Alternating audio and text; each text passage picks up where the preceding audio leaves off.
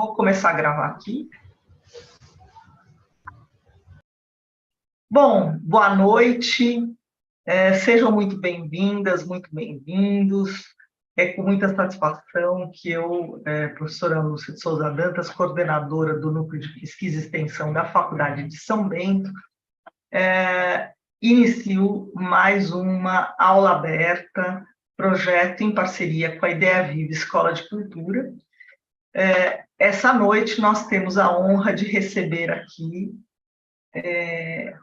o professor doutor Ivalde Assis Cripa, historiador, graduado em bacharelado e licenciatura em História pela Universidade de São Paulo, com mestrado em História Social pela também Universidade de São Paulo, com a dissertação sobre a história política do México nos últimos 30 anos, possui doutorado em Teoria e História Literária pela Universidade Estadual de Campinas, com a tese sobre Otávio Paz e a História da América Latina, publicado pela editora Prismas em 2016. Possui também pós-doutorado sobre imprensa, literatura e história do Brasil e no México, junto ao Centro de Estudos sobre a História da América Latina e o Caribe, na PUC São Paulo. Professor das disciplinas de História da América Latina, Relações Internacionais, Teoria da História e Filosofia do Direito na Unisa, na Unifiel, nas Faculdades Integradas de Guarulhos, de 1996 a 2016, também professor do Centro Estadual de Educação Tecnológica Paula Souza, da FATEC São Roque, nas áreas de História da Arte, da Memória, História e Patrimônio Histórico em 2017 e 2018. Também membro das comissões organizadoras e das coordenações do 1º, 2º, 3º e 4º seminários internacionais de gestão do patrimônio histórico em contextos ibero-americanos, eventos promovidos pela Unifesp, Campus Osasco, Centro Paula Souza, PUC São Paulo, Universidade de Coimbra, que ocorreram de 2018 a 2022.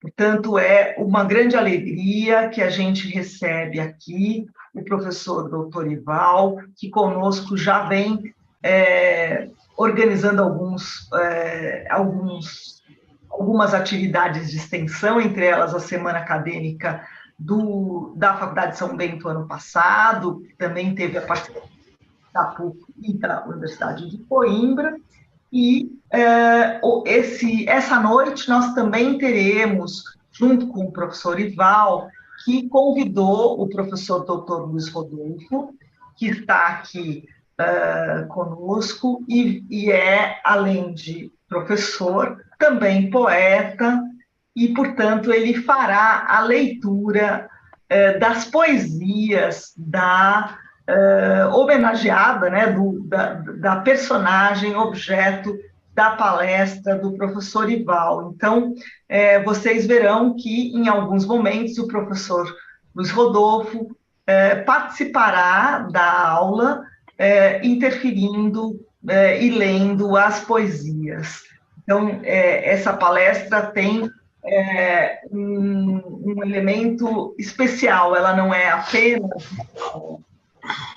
polêmica de um grande historiador e especialista na história da América Latina e na história cultural e da arte, mas também nós vamos contar com a participação da leitura de um poeta que vai ler a poesia da Sor Juana Inês de la Cruz.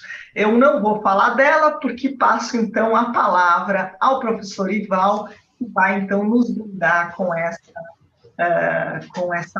essa palestra essa noite. Agradeço novamente a presença de todos que estão aqui na live e já adianto que após a palestra do professor Ival, que durará em média 1 hora, nós abriremos para perguntas e debate. Então, muito bem-vindo, professor, que essa seja a primeira de muitas oportunidades que teremos de ouvi-lo falar. Muito obrigada. Boa noite. muito obrigado pelo convite, pela apresentação, né? O pessoal do Mosteiro, a Lúcia, que a gente vem trabalhando junto aí já na área de patrimônio histórico e memória, ao nosso parceiro e poeta, então, Luiz Rodolfo, que gentilmente vai ler os poemas, né? Eu não sou especialista em Sor Juana, eu encontrei a Sor Juana pelo Otávio Paz, e o que eu vou apresentar aqui, essa palestra, é fruto de um desafio que os alunos dos meus cursos do COGEAI de História e Literatura na América Latina fizeram para apresentar um trabalho sobre Sor Juana. E eu assisti a live de vocês sobre as Aspásia de Mileto, adorei, gostei muito, e aí fiquei com vontade de apresentar, e vocês aceitaram, e eu agradeço. Eu vou compartilhar aqui, então, a apresentação.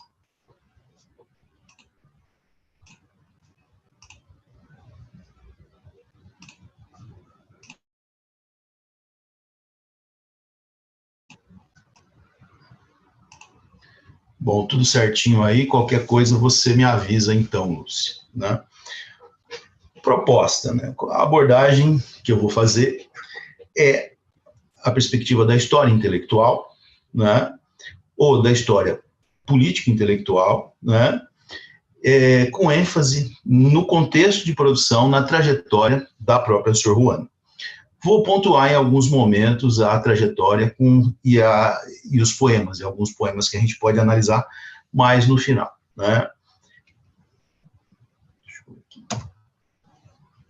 Bom, eu vou fazer referência aqui bastante a um ensaio da Assunção Lavrin, naquela coletânea de livros sobre história da América Latina, da EDUSP, organizada pelo Leslie Bettel, e toda uma discussão sobre a condição das mulheres na sociedade colonial hispano-americana, né?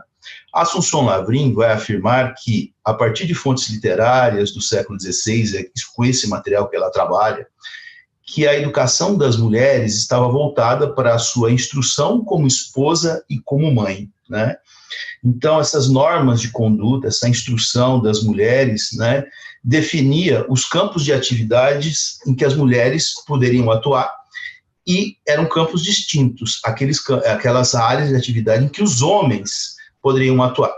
Quais seriam as atividades das mulheres? Estavam centradas no lar e do homem fora do lar.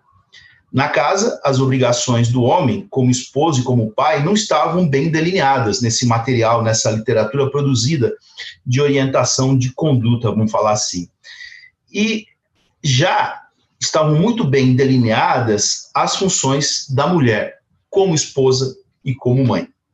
Então, ela cita, por exemplo, os estudos do Frei Fernando de Talavera, o Frei Martim de Córdova, o Frei Luiz de León, o Bispo Antônio de Guevara, o outro Frei Luiz de Granada e Luiz Vives, que tratavam de instruir a mulher, né, para o que eles chamavam, o que eles pensavam que fosse o melhor desempenho das suas funções sociais e familiares. Eu estou citando aqui um texto clássico, até antigo, da Assunção Lavrin, mas eu acho que essas fontes que ela apresenta, dá para produzir novas pesquisas, por exemplo, sobre a construção de todo um estigma com relação aos papéis femininos das mulheres na América Espanhola colonial. A questão do casamento também foi um dos pilares da sociedade hispano-americana, fundamento da estrutura familiar, base para a legitimidade dos descendentes, né? Tanto na cultura indígena, diz ela, como na cultura espanhola, eles vão atribuir ao casamento, ao matrimônio, um forte valor social no século XVII, tanto para as populações indígenas como para os colonizadores, né, os descendentes de espanhóis. Há uma fusão aí de expectativa com relação ao papel das mulheres, né? E o matrimônio, então, seria o casamento a base essencial de uma sociedade considerada, né, pela coroa e pela igreja, uma sociedade, entre aspas, sã e ordenada, né? O casamento assegurava a colonização, para as expectativas, vamos falar assim, da colonização, dos colonizadores, a estabilidade que a coroa espanhola, né, queria estabelecer. A manutenção da nova ordem colonial tem como pilar o casamento, né? Principalmente depois dos anos turbulentos do processo de conquista espanhol, né? A igreja considerava o casamento como um sacramento essencial da vida cristã, impunha que populações indígenas e descendentes de espanhóis seguissem os seus preceitos, e durante a primeira metade do século XVI, um dos problemas da igreja, né, e da coroa espanhola era a erradicação, né, acabar com a poligamia praticada pelas populações indígenas. Então, erradicar a poligamia fazia parte de uma política implementada pela igreja para fomentar o casamento cristão, né? Alguns temas, né, desse ensaio da Assunção Lavrin, depois eu mostro no final as referências bibliográficas, são temas interessantes para a gente pensar em pesquisas, né, sobre essas temáticas. Por exemplo, qual era a idade para se contrair o matrimônio entre as mulheres? Qual a incidência de casamentos em diferentes áreas e períodos distintos ou entre grupos diversos? Quais eram os modelos de casamento numa sociedade pluriétnica ou multirracial, né?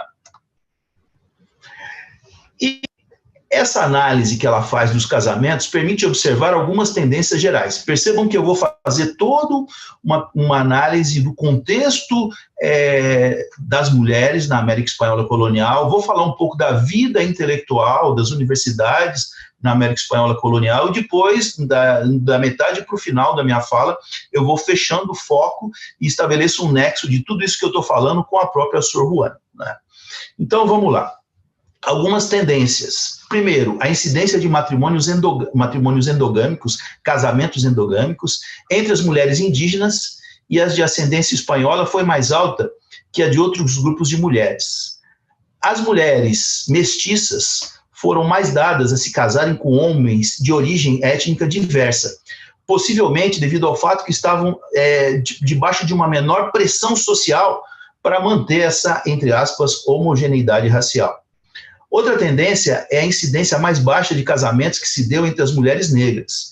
Em diversos estudos sobre a sociedade mexicana, se há observado certas preferências das mulheres mestiças pelos homens hispano-americanos, tá? E das mulheres, né? Ou seja, mestiços de negros com livres.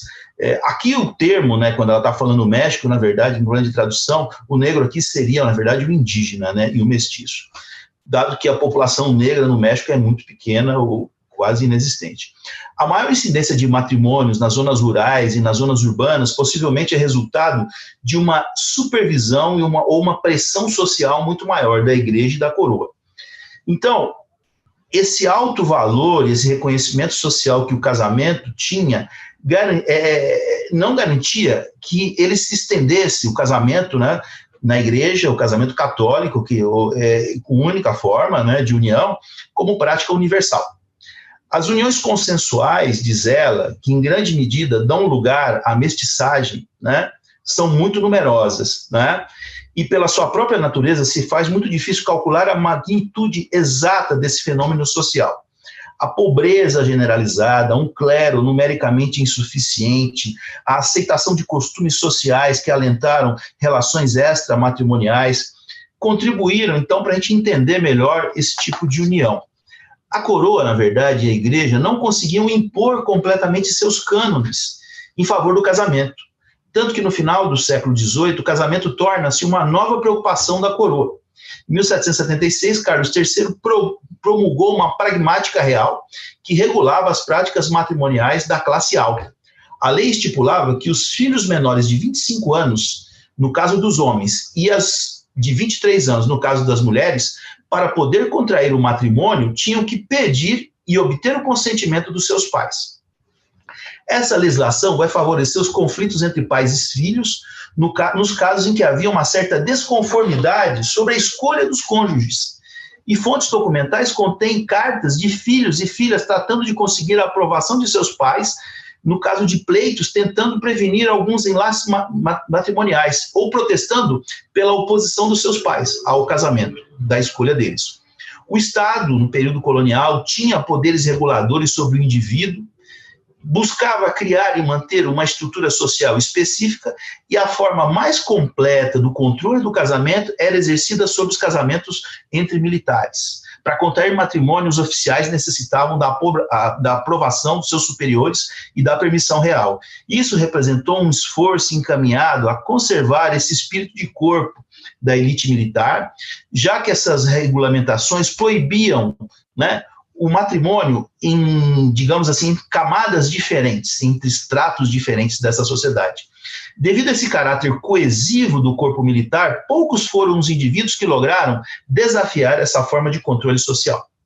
Então, em suma, o casamento é a base para se estabelecer o tecido social, mediante o parentesco e visando consolidar a posição social da família e do indivíduo. E foi especialmente importante para os espanhóis residentes na colônia e para as elites crioulas. Empresários ricos procedentes tanto do setor mineiro, do setor comercial, burocratas afortunados, faziam parte das novas elites e entre os quais eles tentavam se vincular estreitamente com as antigas famílias estabelecidas sobre a base da encomienda, né, propriedade da terra, né? E é interessante que esse vai ser um primeiro problema que a Sor Juana vai enfrentar, que nós vamos ver na biografia dela. Ela teve que escolher, ou ela se casava, ou ela achava, encontraria uma estratégia para ter vida intelectual, que era a grande paixão da vida dela, e produção artística, né, e escrever poesia, o que era muito difícil para uma mulher com esses regulamentos tão rígidos. As mulheres cumpriam um papel crucial na construção dessas redes familiares. Em uma família com várias mulheres, seus pais podiam aspirar diversos casamentos com os genros que ocupavam cargos na burocracia da administração colonial, futuros maridos que eram terratenentes ricos. Nesse caso, o casamento servia para ajudar as famílias a reforçarem a sua posição social. São matrimônios que mantiveram algumas vias de mobilidade aberta a herdeiros masculinos, cuja tarefa era entender ou melhorar a posição da família. As mulheres como produtoras de herdeiros, as mulheres que foram indispensáveis no sentido físico, né? Mas num contexto político-social mais amplo, só vão jogar um papel instrumental, né? Imersas numa sociedade controlada por homens. E daí essa questão para nós, na América Latina, do machismo estrutural, né? Nas sociedades latino-americanas. O verdadeiro significado do casamento para essas mulheres, a gente pouco pode saber, né? Não há registros pessoais escritos delas sobre o tema, né? Apenas é possível deduzir que as mulheres estavam condicionadas à educação e à religião, né? Que na verdade a igreja, né, via a educação, a religião como funções naturais apropriadas ao seu sexo. Na América Espanhola colonial, as mulheres estavam sob o controle de seus pais e depois do casamento sob o controle de seus maridos. Mas não significa que essas mulheres vivessem numa condição de submissão total aos homens. A maternidade, por exemplo, era uma função que absorvia a vida das mulheres, mas não as impedia de exercer outras funções. Atividades das mulheres que variavam de acordo com o grupo étnico ao qual elas pertenciam. Algumas dessas consideradas mais apropriadas para mulheres brancas, urbanas e com poucos recursos. Outras atividades mais comumente realizadas, né, por mulheres indígenas ou dessas camadas mestiças. As mulheres das elites crioulas, descendentes de espanhóis, né, e as mestiças estavam ocupadas, por exemplo, em administração de pequenas tendas de comércio, proprietárias e atendendo estabelecimentos de seus maridos, administração de estâncias e fazendas pequenas, né, que não era tão comum, mas existia, e desde o século XVI em diante, né, muitas mulheres de outros grupos étnicos também, que não tinham homens na família para cumprir essas funções.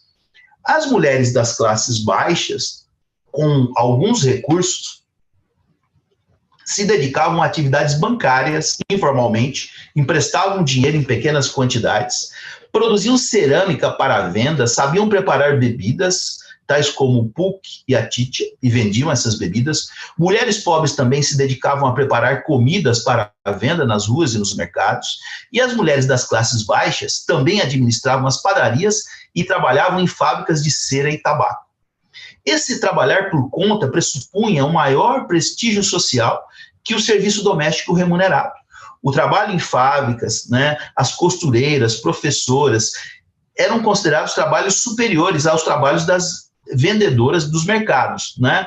E o estado civil das mulheres, muitas vezes, era um obstáculo para o trabalho. Então, não só para a Sor Juana, que queria se dedicar à poesia, mas também para as mulheres pobres, né? Muitas vezes, se elas fossem casadas, isso seria um obstáculo para elas exercerem suas funções. Mulheres solteiras, casadas e viúvas ocupavam esses empregos, mas o casamento sempre proporcionava uma certa segurança econômica. Os homens pobres raramente ganhavam o suficiente para sustentar uma família, e na medida em que os filhos iam nascendo, as mulheres se viam obrigadas a trabalharem para aportar alguma renda complementar, né? Então, na América Espanhola colonial, eram muito complexas essas relações entre homens e mulheres, né? Assim como as relações sociais no mundo colonial latino-americano, era de uma grande complexidade. Esse modelo ideal de conduta muito severo e exigente para a mulher, né? As normas ditadas pelas autoridades espanholas, a literatura religiosa que supunham que as mulheres eram seres, entre aspas, frágeis, devido a isso necessitavam de uma proteção especial, que vinha acompanhada da reclusão, da vigilância dos pais e da família, e o refúgio da religião, essa suposição de que as mulheres eram mais débeis que os homens, transcendia só o aspecto físico. E se incluía também a ideia que o caráter das mulheres também fosse mais débil. Se dava por aceito que as mulheres teriam menos resistência à tentação e que eram seres menos racionais, mais violentas, mais emocionais que os homens. Ao mesmo tempo, né, se carregavam as mulheres de responsabilidades morais que os homens não tinham. É a dupla moral. Na ideologia colonial cristã, as mulheres eram educadas para a preservação da honra familiar, visando garantir que permanecessem, entre aspas, sempre puras e virgens, até que chegassem ao matrimônio. A reputação da mulher, diz a Lavrin, dependia profundamente do valor social que se dava à sua castidade, virtude e fidelidade, em qualquer camada social que ela pertencesse. Os homens estavam isentos dessas responsabilidades morais que pesavam sobre as mulheres. Responsabilidades relacionadas com a noção de pureza e castidade. As responsabilidades morais dos homens mais importantes consistiam em proteger a honra de suas mulheres, do seu lar, posto que era a própria honra que estava em jogo da família, se as mulheres, entre aspas, fraquejassem.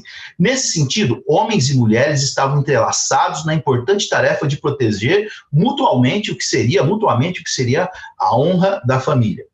O gênero feminino, então, era considerado, tanto pelas autoridades coloniais como pela igreja, como débil, e o masculino tinha prerrogativas especiais, que permitia aos homens romperem fora de casa as normas estabelecidas dentro de sua casa. Essa dupla moral existente tornou mais fácil aos homens entregarem-se a práticas que estavam totalmente condenadas para as mulheres.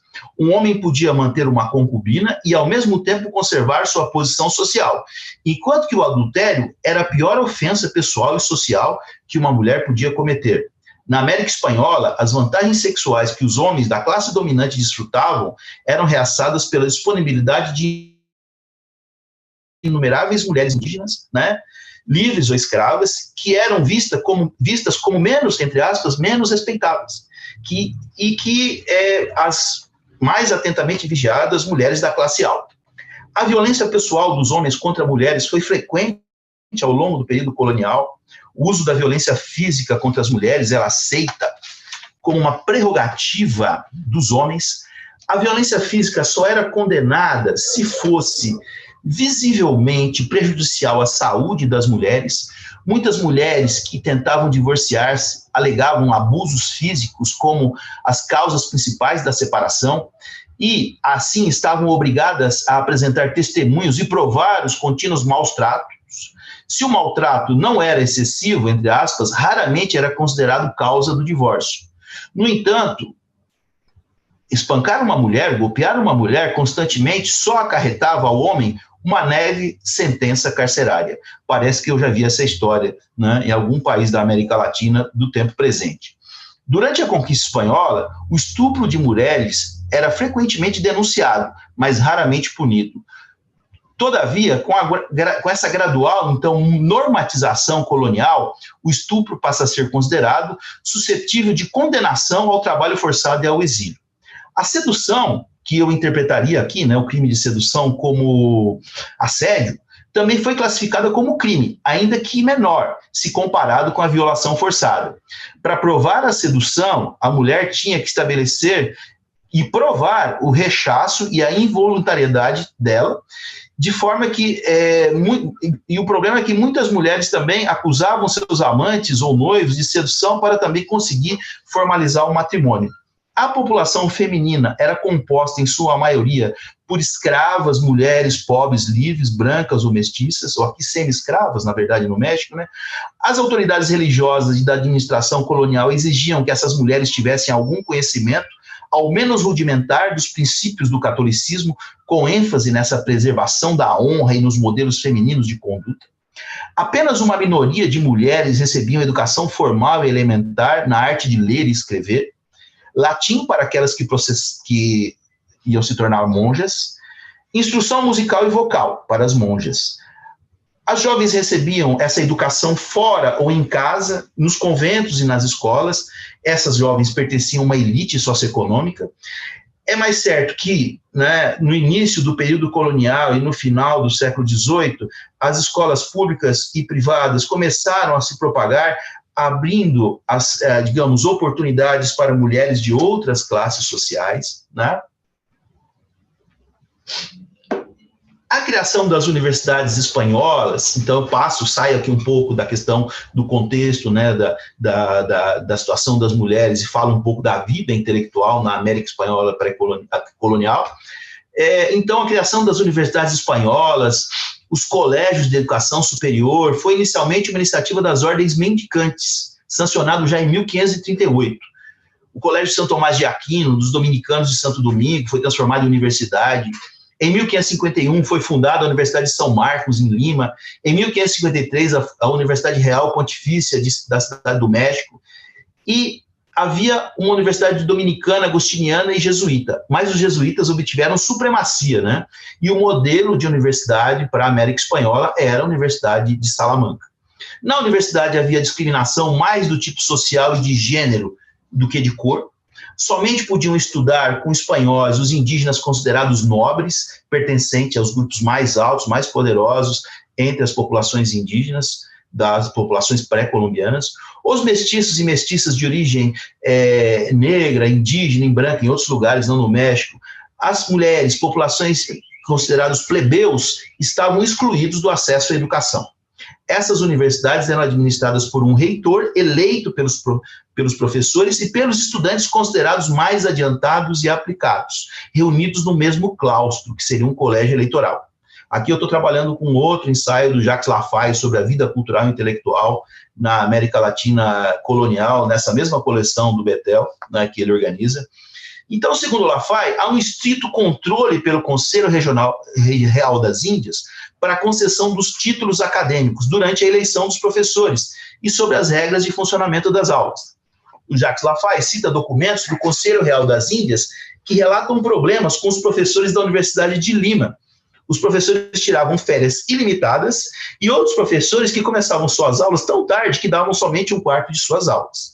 Apesar de tais práticas consideradas abusivas e que também existiam nas universidades europeias, segundo Lafaye, as universidades deram às elites crioulas, aos descendentes de espanhóis na América Espanhola, a possibilidade do acesso e do avanço cultural e a promoção na administração pública. Haviam os graus de bacharelato, licenciatura e o doutorado. Os colégios e as universidades eram instrumentos básicos da educação pública e do progresso do ensino, mas não eram os únicos. Era permitido também importar e instalar prensas de impressão de livros. A circulação e a venda de livros eram atividades controladas e censuradas, mas apesar disso, os inventários de bibliotecas particulares mostram que as obras de Erasmo, Petrarca, Boccaccio haviam chegado à América antes de 1540 já. No século XVI, tanto a publicação como a circulação clandestina de livros se expandiram consideravelmente. A literatura fantástica, um gênio muito perseguido pela censura, era perseguido, mas lia-se muita literatura fantástica, né? A ficção imaginativa, tão popular na Espanha, era proibida nas Índias Ocidentais. A literatura política, a crônica das conquistas era permitida, mas eram controlados e às vezes censurados pela coroa, assim como os estudos etnográficos, né? Também estava vedado às mulheres o acesso às universidades hispano-americanas. E somente era possível ter acesso à educação no claustro, no convento, tá? No claustro ou no interior do convento, tá? Que era aceitável para elas. As monjas nos conventos e as beatas ou as amigas em suas casas educavam as mulheres mais jovens na América Espanhola. Nós vamos ver que a Sor Juana, ela se alfabetizou de forma autodidática e meio clandestina. Depois eu vou falar um pouco sobre isso.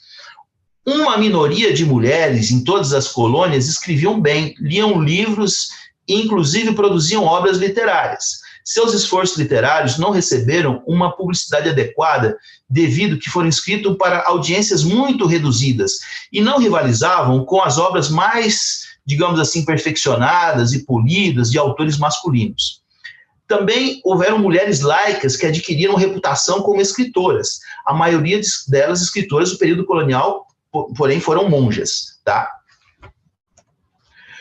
Os conventos ofereciam um duplo incentivo à instrução e à liberdade de expressão. No Peru e no Chile, várias monjas escreveram prosa e poesias místicas, mas as autoras mais significativas saíram de Nova Granada e da Nova Espanha. O convento franciscano de Santa Clara, em Tunja, Sor Francisca Josefa de la Concepción de Castillo, que viveu entre 1671 e 1742, escreveu diversos trabalhos que eram considerados como modelos da literatura religiosa. E na Nova Espanha, os trabalhos de Maria Ana de San Inácio, uma monja de Puebla, que são publicados pelo seu bispo em 1758. Todavia, todas as escritoras femininas foram eclipsadas por Sor Juana Inés de la Cruz, que viveu entre 1648 e 1695, e que durante toda a sua vida foi considerada como la 10ª musa, e que segue sendo a mulher intelectual mais excepcional que produziu a América Espanhola colonial. Seus numerosos escritos seculares e religiosos são de uma escrita caleidoscópica e englobam teatro, poemas amorosos, escritos antes da sua ordenação como monja. Sor Juana foi uma defensora pioneira da educação das mulheres, tendo inclusive escrito uma carta ao bispo de Puebla para defender a educação feminina, né? Aqui é uma tela, né? Uma representação de Sor Juana. Seu campo de ação, como de outras mulheres do século XVIII, era bastante limitado.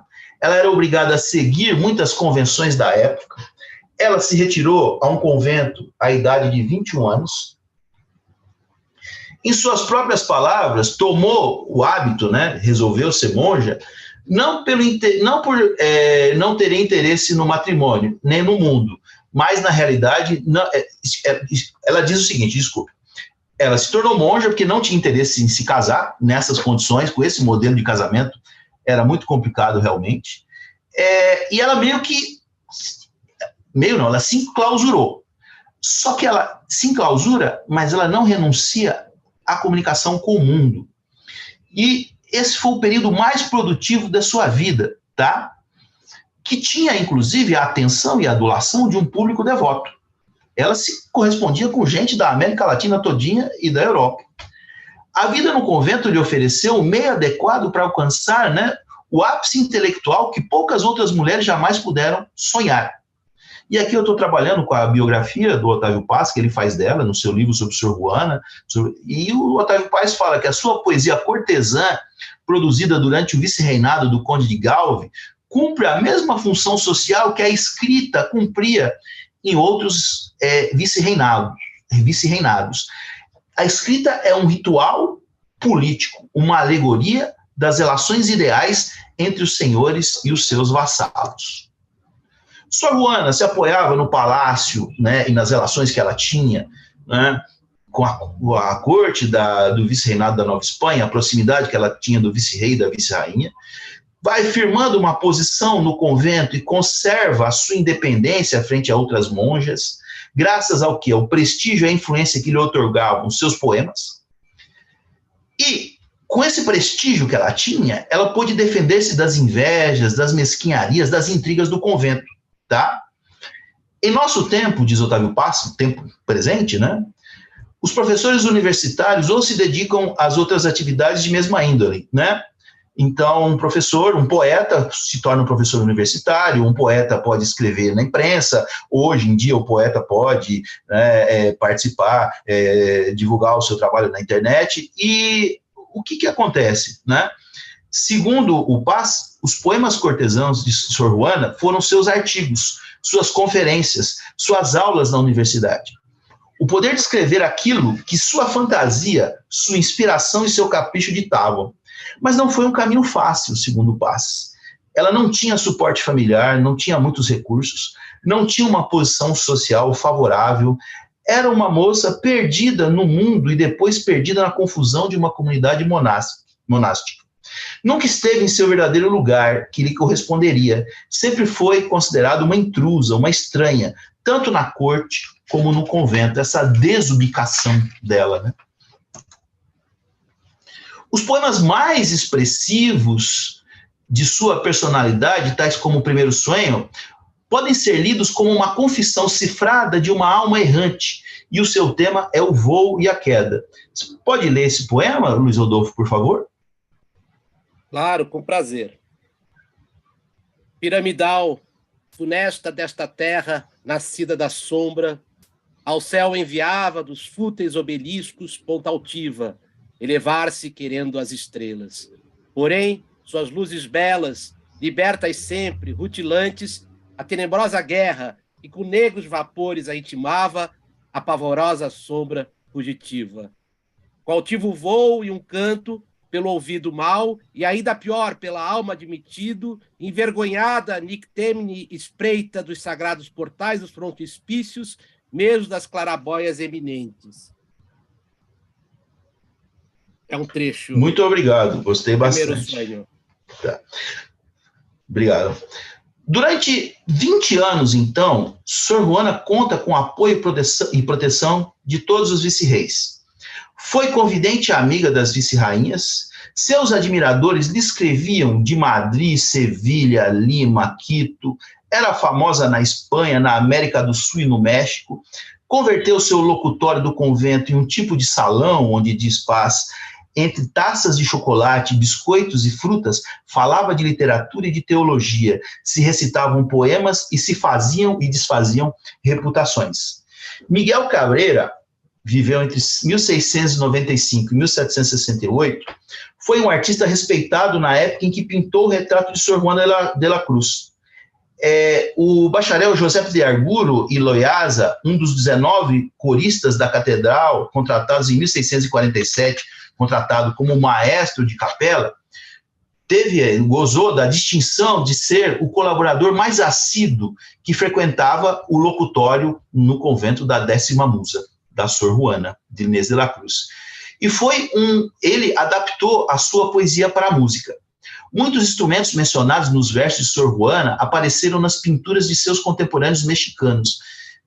Então ela não era compositora, não tocava nenhum instrumento, mas ela colecionava, por interesse, harpas, alaúdes, órgãos portáteis, gambas, violas, flautas, guitarras, um banjozinho pequeno ela tinha, né? E agora eu vou falar um pouco, então, da questão do barroco na obra da Sor Juana, para a gente pensar politicamente e culturalmente a América Latina. Os países das regiões coloniais, né, esse é um traço que diferencia a América Latina dos Estados Unidos, né, são países que são colonizados e afetados pela Contra-Reforma Católica. São contextos mais próximos da estética do Barroco. Essa Contra-Reforma aproxima muito a América Espanhola do Barroco. Haja vista que o Barroco, né, é em boa parte resultado da reforma que realiza a Igreja Católica. Essa necessidade de que o espírito e a letra entrem pelos olhos nascem com o Concílio de Trento. Essa necessidade de fazer que o sagrado se torne sensível, né? E às vezes abaixo da forma da policronia, ou mediante uma mescla constante de elementos lineares e reais, que vão aparecer essas características nas igrejas barrocas, tá? E que vem encarnar esse infinito, esse eterno na cor das imagens, né? A carne dos martírios, a imediatez dourada dos milagres, né? E a arquitetura barroca, né? A arquitetura que, para além do processo de construção de espaços que superpõem pedras, ladrilhos e tijolos, a arquitetura é a expressão do quê? Da história cultural das sociedades que criam esses espaços. O mundo do barroco e a obra de Sor Juana expressam a mudança, a temporalidade e a metamorfose. Ramon Chiral, um crítico que eu me aproprio aqui para pensar a obra da Sor Juana e a sua trajetória, aproxima o barroco do gótico e da Arte Nouveau e questiona se não seria o caso de falarmos em épocas barrocas. Aqui me reporto ao livro da professora Janice Teodoro Silva, América Barroca, né? A América segue sendo muito barroca, muito exagerada, muito contraditória, muito voltada para os extremos. Isso é uma questão que a gente pode pensar hoje, né? E aí, para contextualizar a obra da Sor Juana, é preciso considerar que ela viveu em uma sociedade muito peculiar, que é a sociedade da Nova Espanha em meados do século XVII, chamado por Otávio Paz e outros autores como um mundo neo-medieval, em função da Contra-Reforma Católica. A sociedade da Nova Espanha do século XVII é um mundo relativamente fechado, dividido entre múltiplas castas e grupos, entre as quais predominam a dos espanhóis e, em grau inferior, a das elites crioulas. Os mestiços ocupam, às vezes, cargos eclesiásticos, e os indígenas seguem sob a tutela da igreja e do Estado, quando não são explorados por proprietários de terra, latifundiários, terratenentes, né? Segundo Otávio Paz, no livro dele sobre a Sor Juana, para compreender as sociedades coloniais latino-americanas, é preciso considerar que Portugal e Espanha nunca tiveram colônias, nem no sentido tradicional da palavra, nem no sentido moderno. Questão polêmica, a gente pode discutir. Enquanto as colônias do Império Inglês e Holandês eram colônias de feitorias, como o colonialismo dos gregos, a colonização espanhola seguiu estabelecendo novos reinos no México e no Peru. Novos reinos que no início não diferiam muito dos seus reinos da Península, da Catalunha, os aragoneses, os bascos. Todavia, os vice-reinados espanhóis na América seguiram mantendo as peculiaridades do centralismo espanhol e português. Aqui eu estabeleço uma conexão da reflexão sobre esse caráter patrimonialista, essa permanência do Estado patrimonialista, que é o que eu vou falar agora adiante, na América Latina, com as reflexões do Sérgio Buarque de Holanda, no livro Raízes do Brasil, e a obra do Raimundo Fauro, né, Os Donos do Poder. O próprio Sérgio Buarque de Holanda, na abertura de Raízes do Brasil, ele fala: somos um povo estranho, somos fruto de um enxerto, né? Nossas instituições não são nossas, mas foram implantadas aqui a partir de um modelo de se reproduzir aqui o que era Portugal, a imagem e a semelhança do que era Portugal no século XVI. Eu vou explorar um pouco mais isso, né? O que distingue, então, o imperialismo espanhol e português das outras formas de imperialismo? Segundo Otávio Paz, a conquista espanhola foi muito mais uma expansão e uma aventura religiosa que uma aventura nacional ou individual. A grande novidade da colonização espanhola na Nova Espanha foi a mestiçagem com as populações locais e a crescente autonomia da igreja nas colônias. Trata-se de uma sociedade patrimonial na linha de Max Weber. Então aqui, tanto o Otávio Paz, como o Sérgio Buarque de Holanda, como o Raimundo Fauro, né, estão dialogando com essa análise, essa noção de Estado patrimonialista na obra do Weber. Tá? Eu cito aqui agora o Otávio Paz, essa discussão, no livro dele sobre Sor Juana. Nova Espanha era uma sociedade singular, na qual o príncipe considerava o seu governo como patrimônio privado e os funcionários como seus servidores e familiares. As disposições que limitavam o poder do vice-rei, a audiência, os visitadores, o juízo da residência, constituíam um freio político, mas não negavam esse caráter patrimonialista do governo do vice-reino. E não negavam porque o vice-reinado reproduzia as características e as estruturas políticas da metrópole, acentuadamente patrimonialistas. Patrimonialismo, a não separação entre o público e o privado, né? O reino e tudo que existe no reino é extensão da casa, né, e dos interesses e da vontade de quem manda, da coroa ou do vice-reinado, tá? Alguma semelhança com a realidade brasileira, passada e presente, não é mera coincidência. As mercês dos governantes, os favores dos governantes aos súditos, eram presentes e favores que eles podiam conceder, como um cargo público, outorgar um perdão a um réu, né? E Otávio Paz vai dizer que, em muitos aspectos, o México e a América Espanhola seguem sendo uma região pré-moderna. Podemos discutir isso depois. Mesmo após o século XVIII, ou após o enciclopedismo, após a crítica moderna, os hispano-americanos não se evadiram do labirinto barroco, a permanência do barroco, que se expressa na nossa sensibilidade estética e nossa psicologia coletiva. Então, para Otávio Paz, esse exagero, essas contradições do barroco é algo que faz parte ainda hoje da nossa psicologia coletiva. Segundo Otávio Paz, a nossa vida política segue ainda essa sensibilidade patrimonialista hoje, né? Teria que se acrescentar também a questão da nossa vida política. O nepotismo, as sobrevivências do patrimonialismo espanhol na vida familiar, nas relações sexuais, dominadas por figuras antagônicas, né?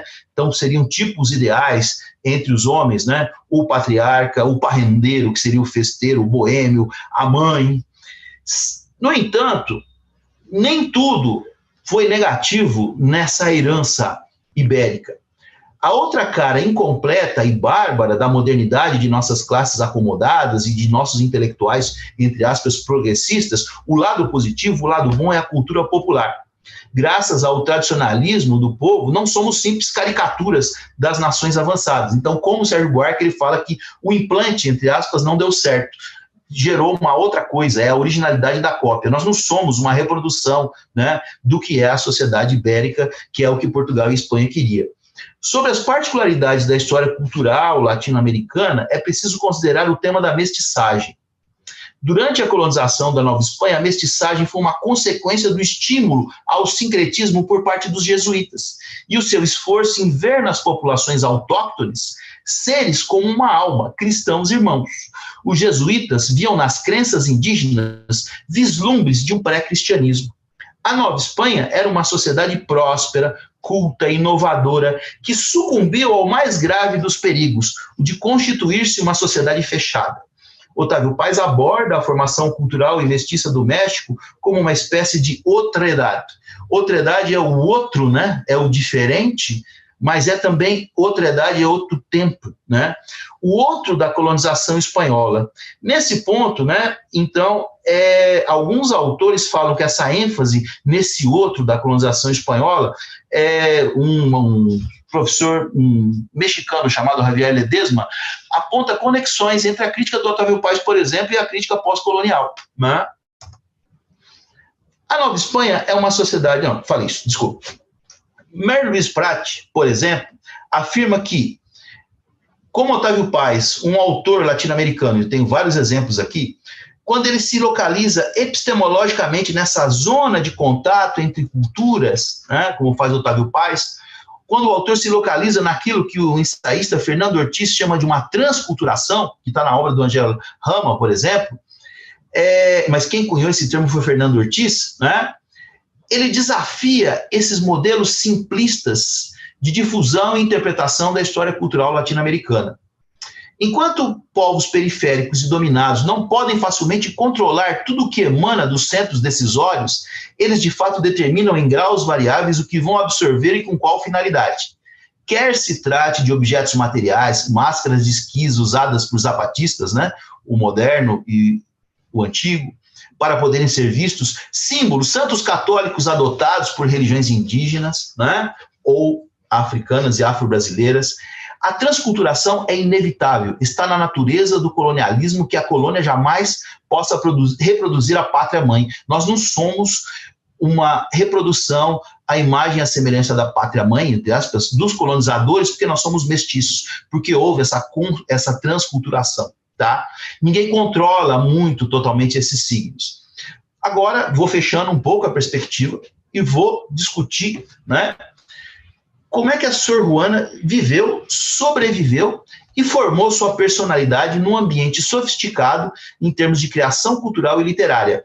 Um ambiente que envolvia poetas da segunda metade do século XVII, tais como Arias Villa-Lobos, conhecido por exceder-se ao gongorizar, e que publicou um periódico chamado, no periódico Mercúrio, né, 237 oitavas em homenagem a México Tenochtitlan, né, fazendo aí essa fusão, essa transculturação, recuperando, né, elementos da América antes da conquista e das populações originárias. O poeta Matias Bocanegra, que viveu entre 1612 e 1668, o sacerdote, era sacerdote, jesuíta, poeta, historiador, dramaturgo mexicano, Luiz de Sandoval e Zapata, que criou sonetos de extrema precisão na linha de Quevedo. Com a chegada do vice-rei Dom Tomás Antônio Lorenzo de Manuel de la Cerda, era costume organizar uma recepção na Catedral da Cidade do México aos novos vice-reis e erigir um magnífico argo em uma das portas de seu magnífico templo, na recepção do vice-rei. Tal obra foi encomendada a Sor Juana, né, de la Cruz, Inés de la Cruz, que explicou depois num texto chamado Netuno Alegórico. No 8º lenço do arco, por exemplo, o poema esclarece, ela explica como ela vai fazer referência à mitologia grega, e ela compara o vice-rei a Netuno, e diz: assim, excelso Senhor, claro Neptuno, livra la soberana e enquanto brilla, imperial mexicana maravilha, que pobre em sus acciones, de las que mereceis demonstraciones, se de deseos rica, a questra triunfal máquina os dedica. Em Netuno alegórico, Netuno como um signo pagão para designar ao vice-rei, aparece o egipcianismo, que foi a raiz das tradições herméticas do Renascimento e do pós-renascimento, segundo passo. O século XV é marcado pela paixão pelos indecifráveis, fascinantes e misteriosos e sábios hieróglifos egípcios. Além do hermetismo, outra influência de Sor Juana era o neoplatonismo, cuja figura do jesuíta sincretista Atanásio Kircher, seguidor de Giordano Bruno, uma figura central para o neoplatonismo, né? É muito forte essa influência nela. Kirchner, diz Otávio Paz, defendeu uma síntese cristã das religiões universal, numa perspectiva ecumenista. Para o neoplatonismo, magia e ciência se completavam. Para o hermetismo renascentista, 3 tradições se complementavam: a filosofia do neoplatonismo, a cabala e a nova ciência ligada ao hermetismo, inspirados em Giordano Bruno. Os hermetistas e sincretistas defendiam uma visão científica e mágica do universo. Ao fazer esse arco Netuno alegórico, Sor Juana recupera Netuno como o deus grego, filho de Ísis, deusa egípcia da sabedoria. E ao eleger Ísis, Sor Juana elege a si mesma como mulher amante da ciência e do conhecimento, né? Isso quem fala é Otávio Paz. Se Netuno, no arco, é o vice-rei, se a deusa Anfitrite é a vice-rainha, Sor Juana, clandestinamente, é Ísis, a mãe escondida dos dois. Tamanha transgressão, né, na produção desse arco. Né? Dados sobre a sua biografia, o Paz questiona: menina brincalhona e esperta aos 3 anos de idade, muchacha enamorada de quem? Com 14 anos discute com uma banca com mais de 40 doutores e foi aplaudida de pé. No final de sua vida, abandonou bens para se dedicar à caridade. Tudo foi precoce em sua vida, inclusive a morte. Em um texto autobiográfico, intitulado Respuesta a Sor Filotea de la Cruz, Sor Juana responde à acusação de dedicar-se mais às letras e às ciências que à vida contemplativa. Ela afirma que desde os 3 anos se sentia condenada ao exercício do conhecimento e das letras. Cito a Sor Juana: havia cumprido 3 anos de idade quando me mandaram, né, a uma irmã. Ela foi para a casa de uma irmã, maior que ela, passar uma temporada, e a irmã dava aula, mas ela estava proibida de aprender a ler, a umas outras amigas. E ela, por travessura, ficava ouvindo a lição e se alfabetizou escondido, clandestinamente, de travessura, vendo a irmã dar aula para as amigas, né? Esse texto, Resposta a Sor Filotea, demonstra que Sor Juana nunca escreveu forçada ou violentada para agradar os outros. Ela escrevia por seu precoce afã de saber. Em um dos seus poemas, ela diz: "Si as malo, yo no lo sé. Sé que nasci tão poeta que azotada como ovídio suenam em metro mis quejas." Sor Juana vai... Deixa eu ver se mudou. Sor Juana vai acalentar a paixão pelo Logos, atravessando infratora o espaço aberto da proibição. Cito aqui o belo livro da Teresa Cristófani Barreto, Ensaios sobre ela, que vai dizer que o conhecimento é masculino e ensina que a palavra, quando em bocas femininas, é apenas uma sucessão de sons variados, doces e estridentes, mas completamente surdos à sabedoria. Sor Juana, porém, completamente apaixonada, amalgama mulher, conhecimento e palavra num erotizado ato de amor. Esse amálgama entre mulher, conhecimento e palavra vai ter um preço na vida dela. Ao saber que no México existiam escolas e universidades, ela roga a sua mãe para que permitisse frequentar a escola disfarçada de homem, vestida de homem. Diante da impossibilidade de frequentar escolas, ela começa a estudar de forma autodidata, frequentando a vasta biblioteca do seu avô. Aos 8 anos, mais ou menos, foi enviada ao México para ser dama de companhia, tendo sido recebida no palácio como muito querida da senhora virreina, a Marquesa de Mancera. Sor Juana aprendeu latim um pouco antes de entrar na corte, tomando aulas com o bacharel Martim Olivas. Na corte do vice-rei Mancera, Sor Juana, aos 13 anos, irá encontrar tudo o que seu coração desejava: amizade, sábios maestros, obsequiosas damas de honra, brilhantes reuniões e engenhosas charlas de sobremesa, né? Charlas, conversações, boas conversas. Notícias do mundo ela vai encontrar e, principalmente, ela vai ter acesso aos livros.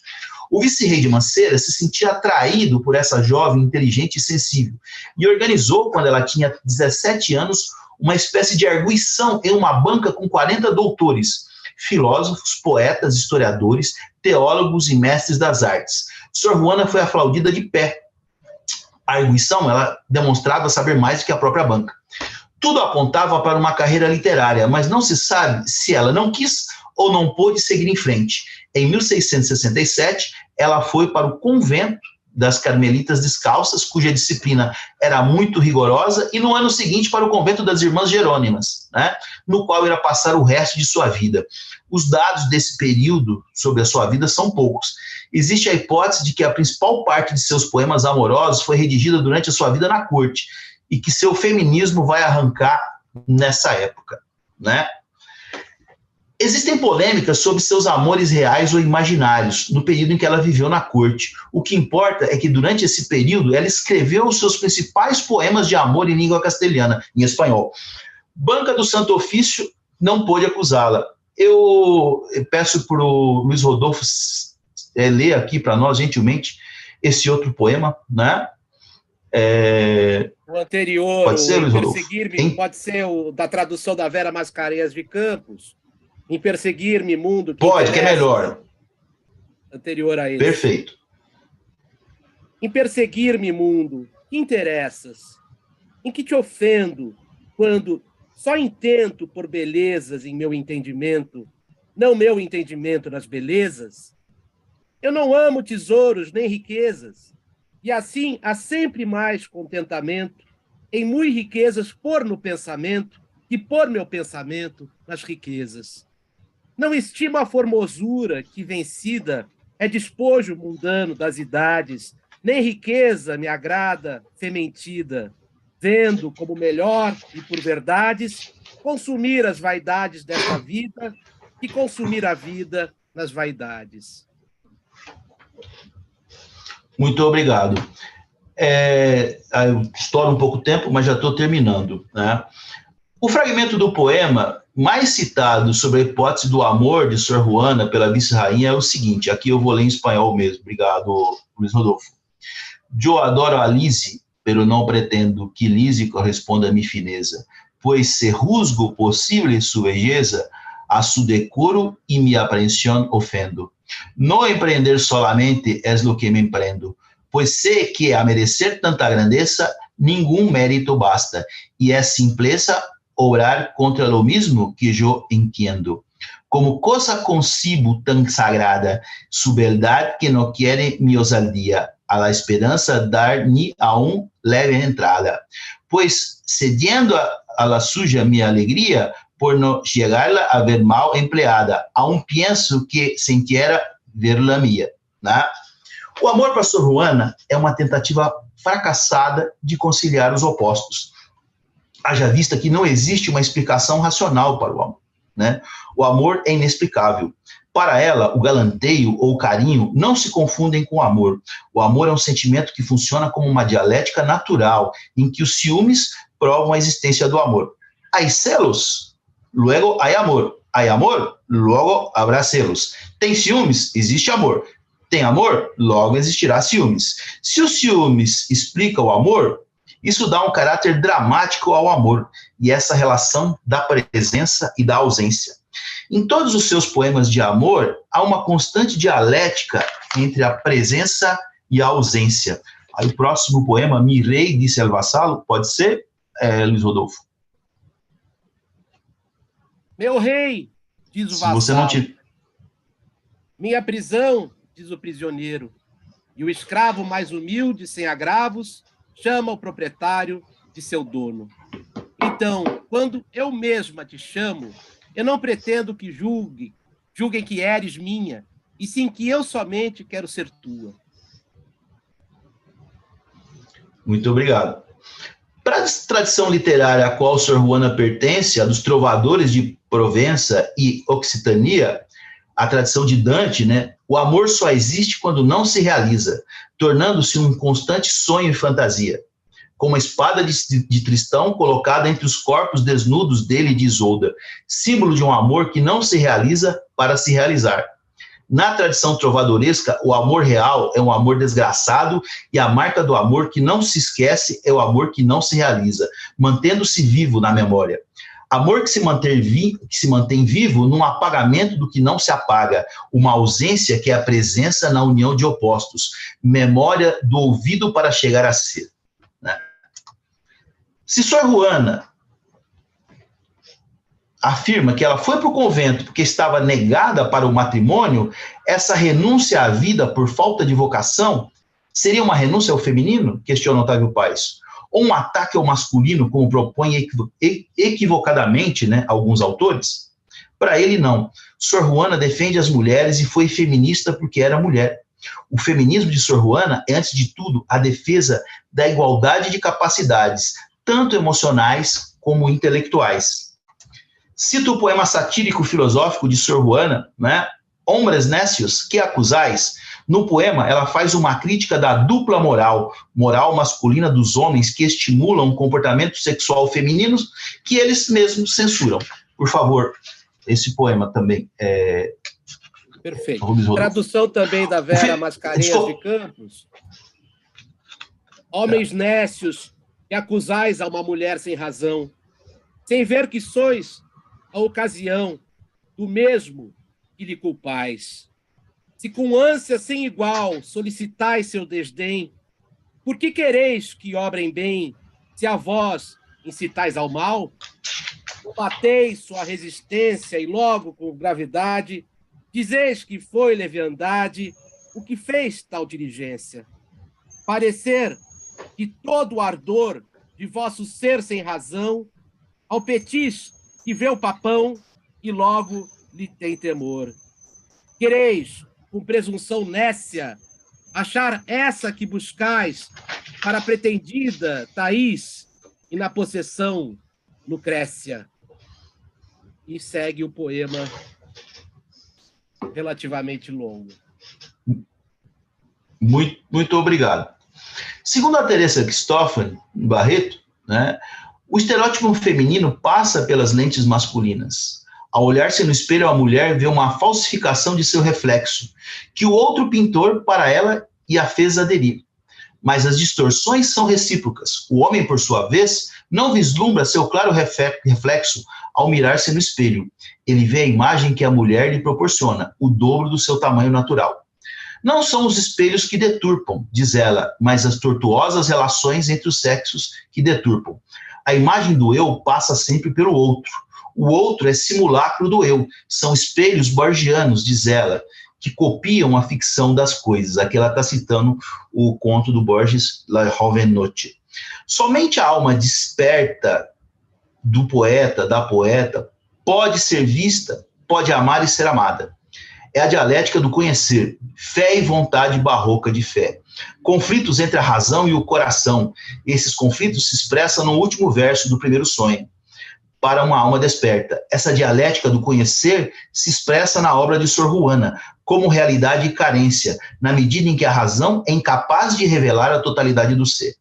A razão em sua obra é ao mesmo tempo conhecimento e erro, vontade e orgulho, salvação e condenação. Seu poema Primeiro Sonho é um dos melhores poemas filosóficos em língua espanhola, que manifesta essa dialética entre o querer ser do conhecimento e suas limitações. Segundo Ramon Chiral, o Primeiro Sonho não é somente um poema escrito em um tempo histórico determinado, é um poema-tempo, é um poema mutabilidade, né? Essa temática da duração é uma temática central no poema. Esse trânsito da noite, da meia-noite, às primeiras horas do dia, né? Quando nasce a aurora. Por favor, Luiz Rodolfo, mais um poema. Amazona, mulher linda e altiva, de luzes vestida, se rebela contra a noite armada, bonita e atrevida, valente, ainda que chorosa, com sua face formosa, de luzes matutinas coroada. Muito obrigado. Esse dinamismo do poeta se expressa a partir do emprego de mitos móveis. Os mitos são utilizados no poema para indicar esse avanço da noite, como os mitos negativos. O poema avança da noite em direção ao dia no movimento linear, mas tecido de uma série de submovimentos ascendentes e descendentes. O poema funciona como a imagem de uma pirâmide de sombras que pretende chegar até as estrelas. Pirâmides que simbolizam a vaidade dos voos intuitivos da alma. Segundo a sentença de Homero, as pirâmides foram materiais, como tipos de solos, sinais exteriores das dimensões interiores. Tá?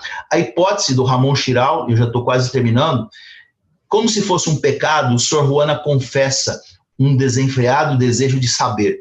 Ela aceita e assume esse desejo de saber e se acusa diante das autoridades.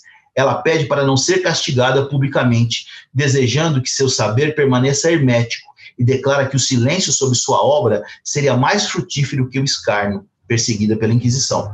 Sor Juana não se conformou com a ausência de saber até os seus 3 últimos anos de vida. O desejo de saber era a essência do poema Sonho, mas um afã de saber que nega a possibilidade de um conhecimento totalizante e imediato. Em março de 1691, Sor Juana escreveu o texto La Respuesta a Sor Filotea de la Cruz, como contestação às recriminações feitas a ela pelo bispo de Puebla.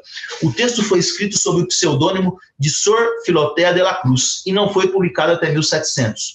O bispo de Puebla tinha advertido Sor Juana que nenhuma mulher deveria estudar certos temas filosóficos. Em sua defesa, Sor Juana cita variadas mulheres doutas, tais como Hipátia de Alexandria, uma filósofa neoplatônica assassinada em 415 d.C., em Alexandria. Ela se defende dizendo que a paixão pelo conhecimento seria mais aconselhável que uma paixão, aspas, pior. Defende também que o vasto conhecimento da lógica, da física, retórica e história era um complemento para o conhecimento das Sagradas Escrituras. Segundo Teresa Cristófani, esse ensaio, Resposta a Sor Filotea, ressoa veementemente como defesa feminina do conhecimento e da palavra, sua tradução. Aliás, justamente a palavra, enquanto fetiche dilacerante, que provoca a polêmica questão das cartas do obispo de Puebla. Antes de mais nada, é preciso revisitar a história da erotização da palavra, objeto da paixão de Sor Juana, nos próprios limites religiosos. Segundo o livro de Jó, né? Já o princípio era o verbo, e o verbo estava com Deus, e o verbo era Deus, né? Apenas os doutores da igreja tinham acesso à verdade emanada por Deus, pois a filosofia escolástica administrará a sabedoria divina de forma piramidal, tá? Negado o acesso às mulheres. No final da sua vida, Sor Juana se entrega, para concluir então, à contemplação, à caridade e ao silêncio. Talvez tenha alcançado uma visão mística já anunciada em seus poemas religiosos, o pacto entre os opostos, a fé e a razão, o amor e a ausência, vida e morte. Pela via do silêncio, num tempo de fomes, rebeliões, incêndios, os anos de 1691 e 1692 no México, anos de mau agouro, Sor Juana viveu cada vez menos no mundo, cada vez mais no convento, cada vez menos nas letras, cada vez mais na meditação, cada vez menos nos livros, cada vez mais na caridade, cada vez menos nos experimentos científicos e cada vez mais nos exercícios espirituais. Um silêncio que irá durar até a sua morte em 17 de abril de 1695. Aqui as referências bibliográficas, né? E eu encerro, então, minha exposição. Muito obrigada, professor Ival, parabéns. Parabéns, professor Ival. Se você puder... Muito obrigado, e adorei os poemas. Obrigado. Foi um prazer.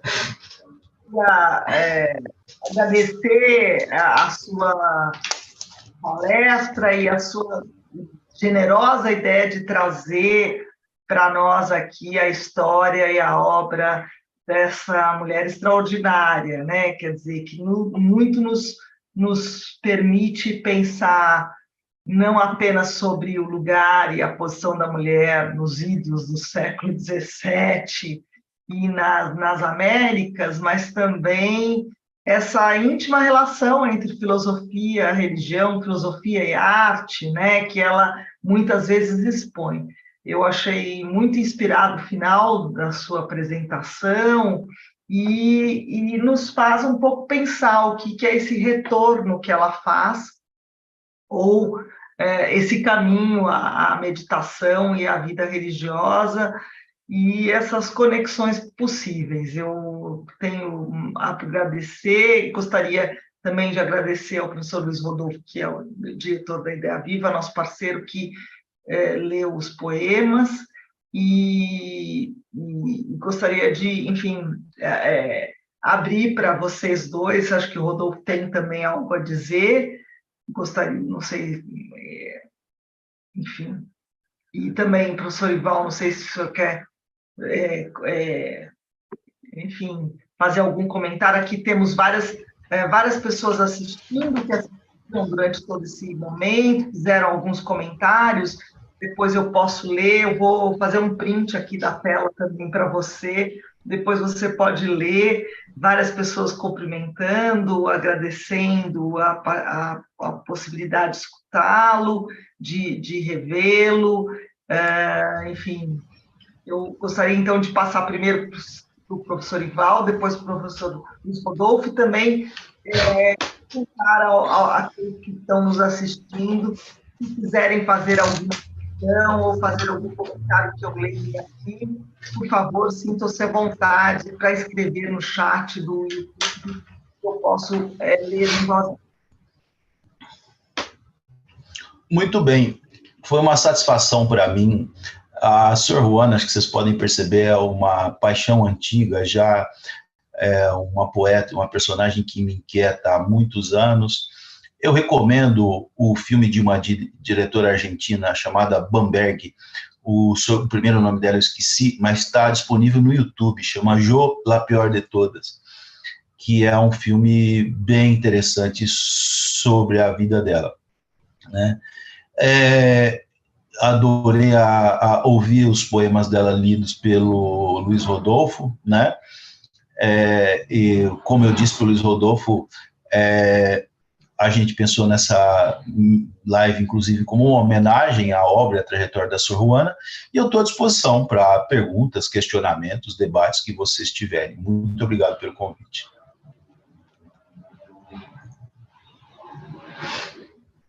Eu novamente agradeço o professor Ival pela brilhante exposição, trouxe essa personalidade rica e complexa e brilhante que foi Sor Juana, uma mulher transgressora, certamente à frente do seu tempo, mas uma questão que eu suscito e acho que é válida.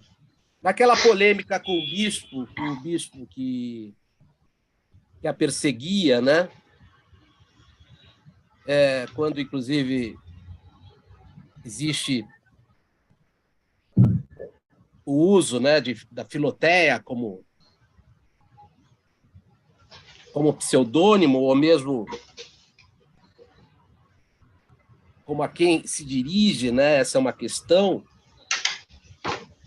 O bispo que a persegue e tenta controlar a sua liberdade filosófico-teológica e criativa, né? Cita Paulo, né? E mais especificamente a trecho da epístola a Timóteo, né? A mulher aprenda em silêncio com toda sujeição, pois eu não permito à mulher que ensine nem que tenha domínio sobre o marido. Eu fico pensando no ensaio dessa que é uma obra pioneira publicada no Brasil, Letras sobre o Espelho, escrito pela Teresa Barreto, e que é dito que, de certa forma, Sor Juana acaba se submetendo a essa forma de opressão. Você vê dessa maneira, ou seja, essa infratora que, de certa forma, subverte controles masculinos e misóginos da época, ela chega, portanto, a de alguma forma, desistir dessa força que a movia, que era uma força do logos e da criação artística. Ela se submete e, de certa forma, falece por não poder fazer aquilo que mais a encantava, que mais a vitalizava, de certa forma. Ela é derrotada pelo poder masculino? Não. Posso responder? Claro. Então, excelente pergunta, porque eu não explorei isso bastante na minha fala. É assim, o que eu pude levantar é que ela teve problemas sérios com a Inquisição, perseguida pelo bispo de Puebla. Ela se meteu numa confusão que foi ter a ousadia de discordar do conceito de sonho do padre Antônio Vieira, que na época já era um intelectual reconhecido e respeitado. E aí ela escreve um texto, ela foi ingênua, um pseudônimo, e não era para ser publicado o texto, Resposta de Sor Filoteia. E o texto foi publicado e foi revelado que a verdadeira autora era ela. E ela teve o Santo Ofício no seu encalço. E aí ela teve que fazer uma coisa que depois também o padre Antônio Vieira teve que fazer, né? Se retratar frente ao Santo Ofício, tá? Até você fala disso, eu fui aluno da professora Janice, no livro dela, América Barroca, ela analisa, né? Ela também, que naquele período obscuro da história do Brasil, dos anos 60, teve que se retratar frente ao Estado, dizendo que não era subversiva. Ela se inspirou na estratégia do padre Antônio Vieira, né? Que escreveu uma carta direitinho, sabendo tudo que o Santo Ofício pensava para não ser pego. E a Sor Juana abjurou. Negou toda a sua obra, né? E no final do texto dela, ela fala: nego tudo que eu fiz, me arrependo, vou me calar. Yo, la peor de todas, Sor Juana. De forma irônica. Tanto que o filme da Bamberg, inspirado no livro do Otávio Paz, se chama Yo, la peor de todas. O Otávio Paz escreve um ensaio, depois um livro sobre Sor Juana, definindo esse trabalho dele como um ensaio de restituição. Porque ela referência para o movimento feminista na América Latina, foi, digamos assim, interpretada como alguém que capitulou, que virou a casaca, que, né, resolveu negar tudo que fez. Que não resistiu. A interpretação do Otávio Paz não resistiu, o que seria algo até compreensível, né, diante do tamanho da ameaça que ela estava sentindo. Mas não. Essa frase, "Yo, la peor de todas las personas", quer dizer o seguinte, e é cifrada. Ela podia ser qualquer coisa. Se você recupera, ele faz essa longa recuperação da trajetória dela, e o livro dele é muito interessante, eu tentei fazer isso na minha fala, porque é quase um estudo etnográfico, que você entende a história pela Sor Juana e você entende a Sor Juana pela história. É um belíssimo trabalho de história e literatura, esse livro. Ela podia ser qualquer coisa, mas ela não ia deixar de ser vaidosa com a obra dela. E quando ela coloca a frase "Yo, la peor de todas", ela deixou um recado cifrado. Eu estou aqui abjurando para salvar a minha pele, mas eu não acredito nisso que eu estou falando. Ótimo, entendeu? Ótimo. E então eu tendo a concordar com ele nisso. Eu não vou aqui, é engraçado, só... Não capitulou, né? Não capitulou. Não foi esmagada pela opressão misógina. Sim, ela salvou a pele dela do jeito, por exemplo, que o padre Antônio Vieira fez, e isso não diminui a obra dele, né? E ela não está entregando ninguém, né? Ela está se salvando só. Ela assinou documentos, ela atesta a própria culpa, né? Ela promete se emendar, né? Ela promete se corrigir. É uma coisa terrível de atestar, ou seja, mas no fundo, internamente, suas convicções permaneciam. Mas foi um evento extremamente traumático, tanto que 2 anos depois, pelo que é narrado pela Teresa Barreto, ela falece. Ela morre. Né? Sim, a biblioteca dela pega fogo, misteriosamente a biblioteca dela pega fogo, é um momento de crise, de turbulência no México, e ela adoece e morre.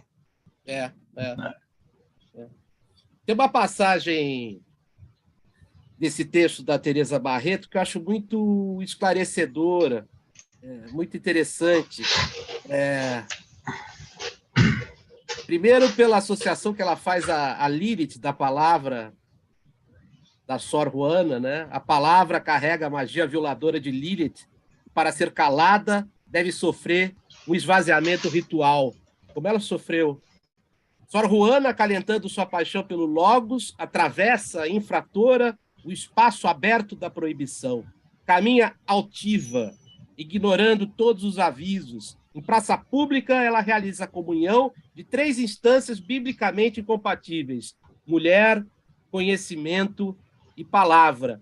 O conhecimento é masculino e ensina que a palavra, quando em bocas femininas, é apenas uma sucessão de sons variados, doces ou estridentes, mas completamente surdos à sabedoria. Sor Juana, porém, completamente apaixonada, amalgama mulher, conhecimento e palavra num erotizado ato de amor. Apenas 2 anos depois da realização dessa convergência, ou seja, da redação da resposta à Sor Filotea, as pressões fazem com que o espaço por onde circula Sor Juana reduza-se mais e mais, angustiando-a e até sufocando-a. E a opinião, ela não resiste, né? Ela não resiste. Muito bem, isso mesmo. Eu gosto muito desse trecho da Teresa Cristófani. É bem interessante. Eu acho que estava uma parte dele estava na sua apresentação. Você leu na apresentação, é realmente lindíssimo. Acho que é uma síntese. Sim. Eu acho que eu não sei se o professor Ival quer fazer algum comentário. Não, eu tenho visto, o Luiz Rodolfo ele tem dado alguns cursos sobre Lacan, né? E agora, eu sei que eu sou palestrante, eu tenho que responder perguntas, mas vamos transgredir aqui, inspirados em Sor Juana, né? Essa parte do espelho, né? De que eu não existo sem o outro, né? E essas deformações, esses estigmas, Isso é uma coisa interessante que daria samba, Luiz Rodolfo, para a gente continuar pensando, né? Sim, sim. E até uma aproximação entre ela e Santa Teresa d'Ávila, né? Para pensar, inclusive, lacanianamente, a questão do gozo místico, né? Era uma mística, isso é inegável, e uma mística aí contrapondo a ideia de que estava à frente do seu tempo, que expressava uma série de convicções próprias à época. Já estamos saindo da Renascença, mas, de fato, ela traduz uma síntese de uma série de referenciais próprios à Renascença, como o professor bem indicou, inclusive o misticismo de Giordano Bruno, né? O hermetismo, né? Que nós temos aí claramente, mas especificamente o neoplatonismo. Esse neoplatonismo tão renascentista, mas não só renascentista, mas que está tão associado à tradição mística, né? De um Plotino, por exemplo, e desse movimento que ele, primeiro sonho indica de alguém que está em busca de uma ascese, né? De uma comunhão com o Uno, né? De uma comunhão com o Criador, né? Mas existe uma erotização cabal, né? Que ao mesmo tempo faz com que a gente reconheça que ela traduz de uma maneira muito especial e com muito brilhantismo, com muito talento e criatividade, né?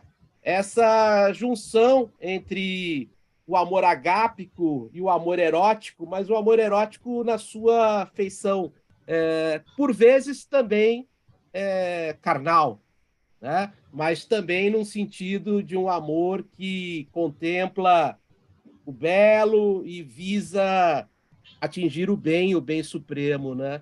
Ela é muito especial também nesse sentido, porque, de fato, há uma série de pistas para que a gente entenda que, ao mesmo tempo, ela também é uma mulher do seu tempo, mas aí já sendo pensada na condição de uma poeta que é filósofa e é teóloga, de certa maneira.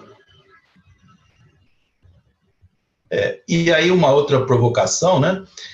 Em algum momento saber o que os seus amigos, agora nossos amigos também, né, do grupo de patrimônio aí do Mosteiro, pensa dessa tradição, né, que passa por Athanásio Kirchner, Giordano Bruno, e aí é muito interessante isso, porque nós somos hibridação, que ela vai juntar com uma tradição filosófica também do paganismo, que é a mistura da mistura. Isso é o que torna a história cultural latino-americana muito complexa e rica, né? Isso aí me interessou também. Em algum momento, o que os seus amigos do Mosteiro têm a dizer sobre isso, eu fico curioso. Precisamos perguntar para eles, mas eu acho que o que eu posso dizer de maneira geral é que a gente, na faculdade, e claro, em consonância com o Mosteiro, que é um mantenedor da faculdade, e isso desde os 425 anos do Mosteiro, lembrando que a biblioteca é considerada a mais antiga de São Paulo, em vigência, né? Quer dizer, ininterrupta. Tem obras de todos esses filósofos e pensadores. Eu me recordo, numa das visitas que fizemos com um grupo externo na faculdade, e espantaram de ver a variedade das obras filosóficas e de autores que supostamente são heréticos ou antirreligiosos ali, né? Não só pensando em autores como os autores modernos, mas também os antigos. E a valorização que a gente faz na faculdade desse pensamento plural que é a filosofia e agora a arte, a preservação. Então, eu acho que o Mosteiro pode ser entendido como um espaço de pluralidade e de estudo não preconceituoso, ou seja, todas as vertentes.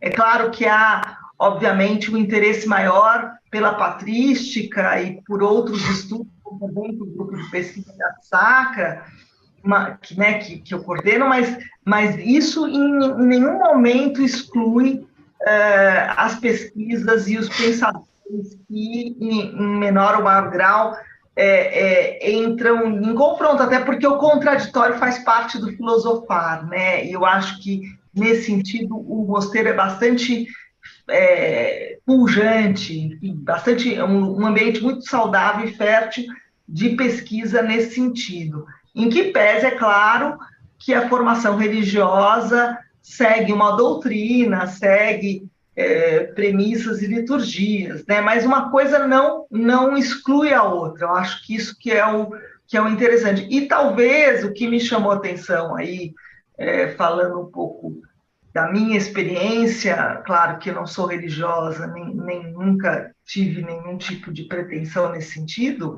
embora tenha vivido a vida toda em ambientes religiosos, e continuo, né, agora na vida adulta. O que me chama a atenção da biografia aqui, e dos pontos que você destacou na palestra, né, muito maravilhosa, realmente maravilhosa, como muitos aqui estão dizendo, foi exatamente isso que também o Luiz Rodolfo apontou, e aqui temos também o professor Rodrigo fala a mesma coisa, né, um exemplo de vida espiritual em sentido pleno do termo, essa harmonia aqui, ela parece ter alcançado de alguma maneira, se não no final da vida, talvez trágica mesmo, de perseguição, como você mesmo disse, outros religiosos também vivenciaram, numa época, ela era também filha da sua época, e no período isso era estava intelectuais,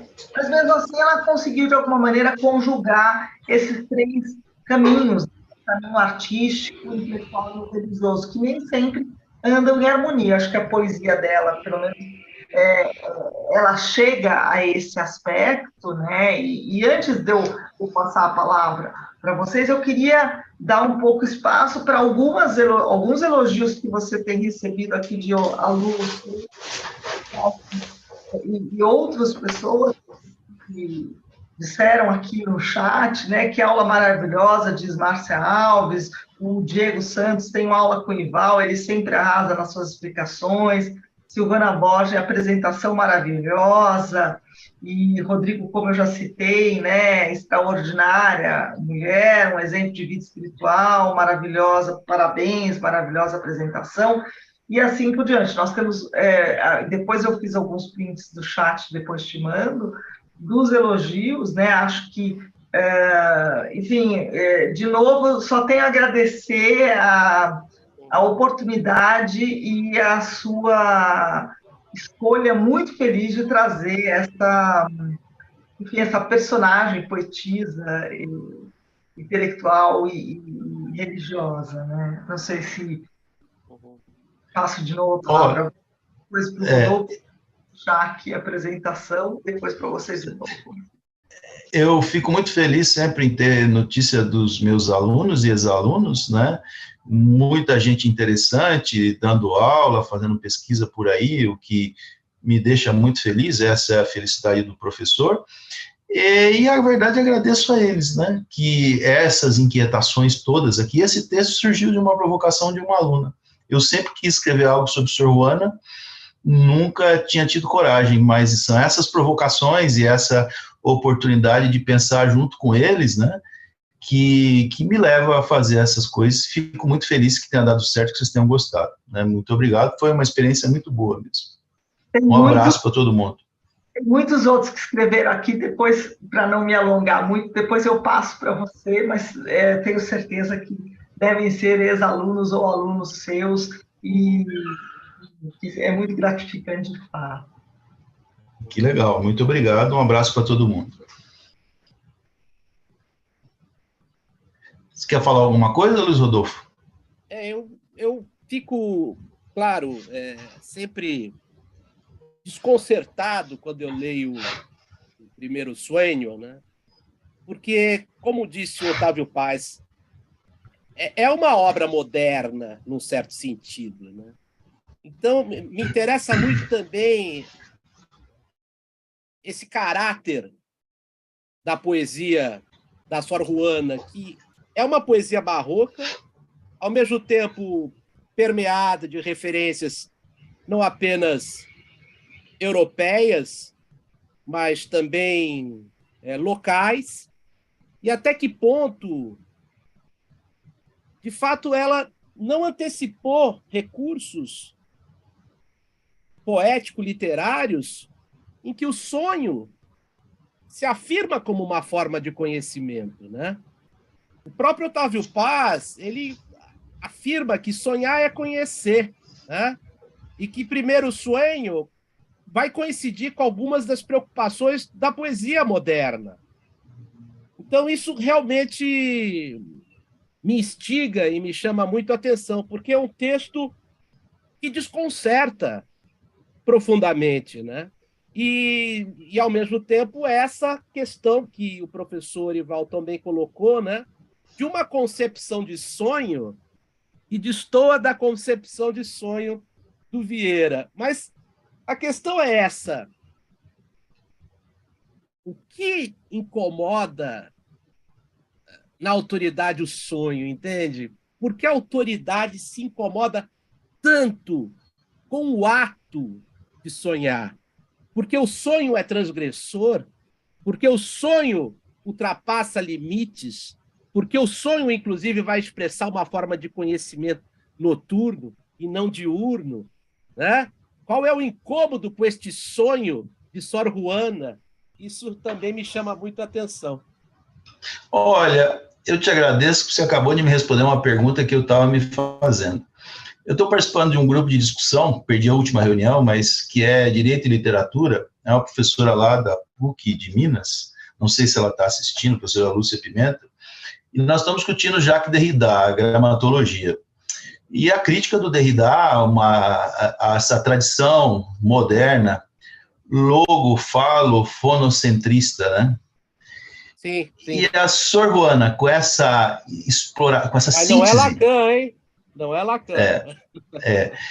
Com essa síntese que ela vai buscar do conhecimento e do sonho, da fantasia, do desejo, e que passa, e que antes dela está lá, nessas tradições herméticas, no Renascimento, e que passa por Mallarmé, pelos românticos, pela Cabala, que passa pelas vanguardas, que chega nos grandes autores do chamado boom da literatura fantástica na América Latina. Os meus cursos na PUC de Literatura e História, você não entende o Garcia Marques sem pensar a relação que ele tem com a Cabala, é algo bastante interessante. Quando você que que Derrida não é Lacan, concordo, mas assim, eu me refiro... Não, isso aqui, essa expressão, né, logo falo centrista, ele usa, inclusive, para atribuir ao pensamento de Lacan essa característica, né, o que eu discordo, inclusive, no que diz respeito à lógica da sensação, né?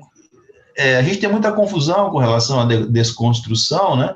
E eu sempre me reporto a um clássico texto do Sérgio Paulo Rouanet, As Razões do Iluminismo, que ele situa muito bem o Derrida, né, dentro de um projeto moderno, que passa por Freud, né?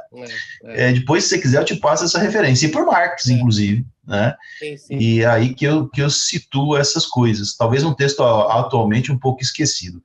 Mas é uma excelente discussão, espero voltar a retomar essas coisas. Essa expressão é muito boa, né, professor? O logofalocentrismo, contra o qual a Sor Juana luta, né, contra o qual ela reage, e por isso, de certa forma, o primeiro sonho atesta que é uma poesia fora da lei, né? Ou seja, ela era uma fora da lei, por meio da sua atitude e por meio das suas palavras. Ela transgrediu, né?